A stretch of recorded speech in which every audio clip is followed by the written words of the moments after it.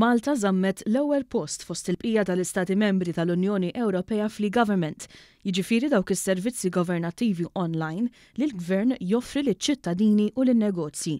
Dan ikkonfermatu l-Kummissjoni Ewropea fil-pubblikazzjoni Il-eGovernment Benchmark għal din is-sena. Fir-rapport, il-Kummissjoni tinnota kif din l-amministrazzjoni wettqet ħidma bla preċedent biex tressa is-servizzi pubbliċi qrib il-poplu, b'mod li s-servizz jasal għand in-nies minflok in-nies ifittxu s-servizzi. Skont dan ir-rapport, Malta kisbet l-aħjar riżultat fl-4 oqsma ta' priorità li huma user centricity, trasparenza, aċċessibiltà minn ċittadini oħra Ewropej u infrastruttura teknoloġika. F'kull wieħed minn dawn il-kategoriji pajjiżna kwalifika fl-ewwel post minn fost il-pajjiżi kollha Ewropej.